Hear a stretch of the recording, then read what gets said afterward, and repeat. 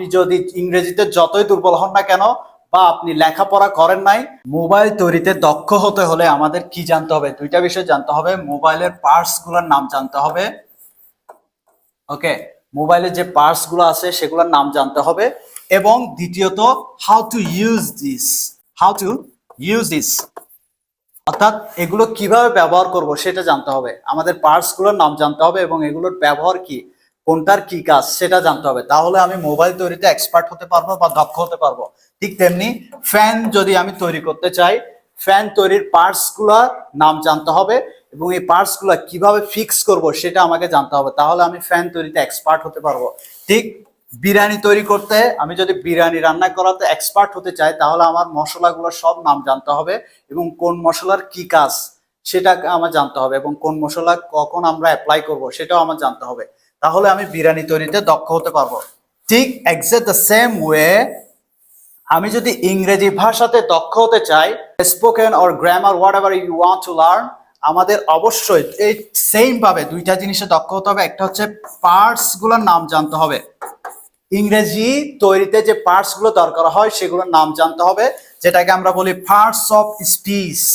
এটা সবাই নামগুলো আমরা সবাই জানি। তাহলে আমরা একটা কাজ শেষ। দ্বিতীয় যেটা করতে হবে, এই পার্টস অফ স্পিচের ব্যবহারগুলো, এটা কোথায় এবং কেন ব্যবহার হয় সেগুলো আমাদেরকে জানতে হবে। আমরা যদি পার্টস অফ স্পিচের ইংরেজির ফাউন্ডেশন হচ্ছে এটা, আমরা যদি এই ইংরেজির ফাউন্ডেশনটা আয়ত্ত করতে পারি, আপনি যদি ইংরেজিতে যতই দুর্বল হন না কেন বা আপনি লেখাপড়া করেন নাই, পার্টস অফ স্পিচের ব্যবহারগুলো যদি জানতে পারেন, তাহলে আপনার ইংরেজি ফাউন্ডেশন খুব স্ট্রং হবে। আমরা গ্রাজুয়েশন করে ফেলছি, বাট আমাদের ইংরেজি ফাউন্ডেশন ভিত্তিটা খুবই উইক। একটা বিল্ডিং এর ফাউন্ডেশন হচ্ছে যে নিচে, এই ফাউন্ডেশনটা যদি স্ট্রং হয় আমরা উপরে উঠতে পারবো। ঠিক তেমনি পৃথিবীতে সবকিছু সেম।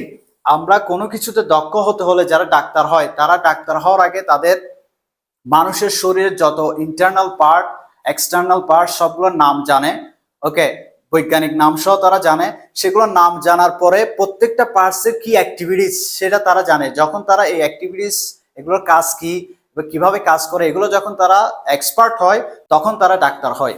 ঠিক তেমনি আপনি ইংরেজিতে দক্ষ হতে জাস্ট অনলি 8টা বা 9টা পার্ট রয়েছে, আমাদের আর্টিকেল সহ 9টা পার্টস আছে। এই 9টা পার্টস যদি আমরা এগুলোর অ্যাপ্লাই, এটার ব্যবহার কি, কোথায় এবং কেন বসে, সেগুলো যদি আমরা জানতে পারি, ইংরেজি ভাষাকে আমরা খুব সহজে ভাষার মতো করে আয়ত্ত করে ফেলতে পারবো। এরই পরিপ্রেক্ষিতে আমি নেক্সট টাইমে পার্টস অফ স্পিচের প্রত্যেকটা পার্টস এর উপর ক্লাস নিব। অর্থাৎ এই প্রত্যেকটা পার্টস এর কাজ কি, এরা সেন্টেন্সে কোথায় বসে, কেন বসে, এগুলো আসলে কি কাজ করে, এই বিষয় নিয়ে আমরা বিস্তারিত ক্লাস নেব ইনশাল্লাহ।